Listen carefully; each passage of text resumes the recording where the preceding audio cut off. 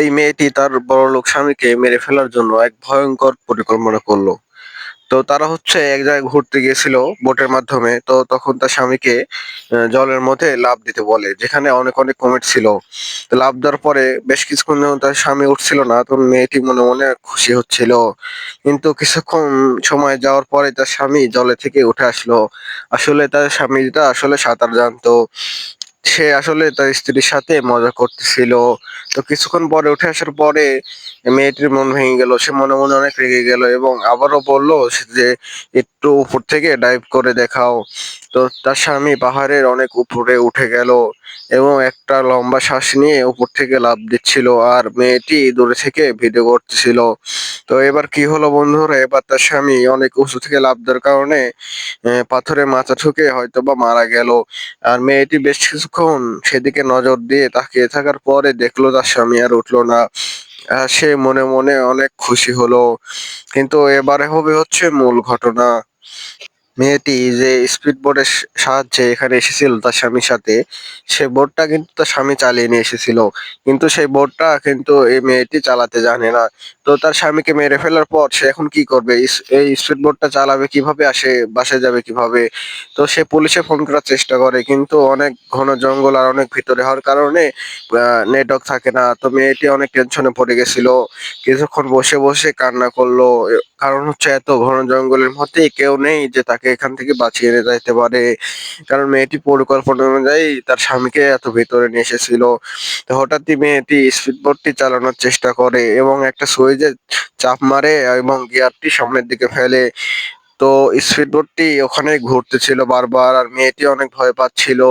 আসলে এই বোটটা চালানো অতটাও সহজ ছিল না যে একদিনে কেউ শিখে যাবে।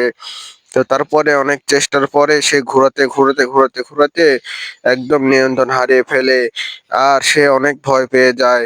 আবার তখনই চাবিও জলের মধ্যে পড়ে গেল এবং চাবি পড়ে যাওয়ার সাথে সাথে ইঞ্জিন বন্ধ হয়ে গেল স্পিড বোটের। আর তখনই সেই মেয়েটি সামনের দিকে তাকায় দেখতে পারে যে একটা বিশাল বড় জলপ্রপাত, যেখান থেকে এখানকার পানি গিয়ে অনেক উপর থেকে নিচে পড়তেছে। তখন মেয়েটি অনেক ভয় পেয়ে গেল এবং চিৎকার করতে থাকলো এবং একদম বোটের ভিতরের অংশে ঢুকে গেল। তখন স্পিড বোটটি একে একে জলের স্রোতে সেই দিকে আগায় গেল এবং অনেক উপর থেকে পড়ে অনেক ক্ষয়ক্ষতি হয়ে গেল। সেই মেয়েটি কোনো রকম ভাবে কষ্ট করে সেই জলপ্রপাত থেকে কোনোভাবে এক পারে উঠে আসলো এবং উঠে আসার পরে সে একদম জীবনের শেষ লড়াইটা লড়ার চেষ্টা করতেছিল, আর মোবাইলটা উপরের দিকে করে নেটওয়ার্কের আশায় বারবার চেষ্টা করতেছিল যে নেটওয়ার্কের মাধ্যমে কোনোভাবে কাউকে যদি ফোন দেওয়া যেত, তাহলে তারা হয়তো তাকে এখান থেকে উদ্ধার করতো। কিন্তু জঙ্গলটা এতটাই পরিমাণে বড় ছিল যে কোনো রকম ভাবে নেটওয়ার্ক পৌঁছাচ্ছিল না। সে কোনো রকম ভাবে কিছু কিছু খেয়ে বেঁচে ছিল। তো হঠাৎই সে নদীর পাড়ে যাচ্ছিল যে কোনো রকম ভাবে কোনো নৌকা টঙ্কা ব্যবস্থা করা যায় কিনা। তো তখনই তার হচ্ছে নিচের দিকে নজর আসলো এবং সে মাটির দিকে তাকায় দেখতে থাকে যে সেখানে কিছু ভয়ঙ্কর ধরনের চিহ্ন রয়েছে। আর সে তৎক্ষণাৎই খুব পরিমাণে ভয় পেয়ে গেল, কারণ সেই চিহ্নগুলো ভয়ঙ্কর ভাল্লুকের ছিল। আসলে জঙ্গলের মধ্যে এসব ভয়াবহ প্রাণী কিন্তু অনেক থাকে। তো মেয়েটি দেখতে পেল যে ওখানে অনেক অনেক পরিমাণে জীবজন্তুর পায়ের ছাপ। সে ভয় পেয়ে গেল এবং সামনের দিকে দেখতে পেল একটি বিশাল বড় কালো ভাল্লুক। মেয়েটি তৎক্ষণাৎই ভয় পেয়ে একদম চুপচাপ দাঁড়িয়ে গেল এবং মনে মনে সে থরথর করে কাঁপতেছিল। ভাল্লুকটি তার দিকে এগিয়ে আসতেছিল। তো মেয়েটি বুঝে উঠতে পারছিল না সে কি করবে। তো সেও দৌড় লাগালো, কারণ এটা ছাড়া তার কাছে কোনো রকম কোনো কিছু করার ছিল না। তো কিছু দূর দৌড়ানোর পরে হঠাৎ করে মেয়েটি পড়ে যায় এবং ভাল্লুকটি তার খুবই কাছে এবং নিকটে চলে আসে।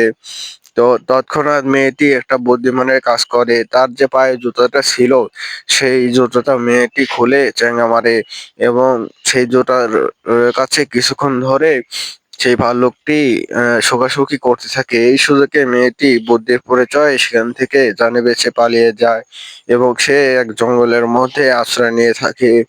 এবং তারপর মেয়েটি জঙ্গলের মধ্যে ঢুকে গেল। কিন্তু জঙ্গলে একটাই সমস্যা, আগুন ছাড়া কোনো মানুষই সেখানে থাকতে পারবে না। কারণ আগুন না থাকলে যেকোনো প্রাণী যেকোনো সময় আক্রমণ করতে পারে। তো মেয়েটি অনেক চেষ্টা করলো আগুন জ্বালানো এবং রাত্রে অনেক পরিমাণে তাপমাত্রা নিচে নেমে যাওয়ার কারণে তার গাটা অনেক ঠান্ডা হয়ে যাচ্ছিল। সে চেষ্টা করছিল তার গাটাকে গরম রাখা এবং এই জঙ্গলের মধ্যে কিছু না কিছু তো খেয়ে তাকে বাঁচতেই হবে।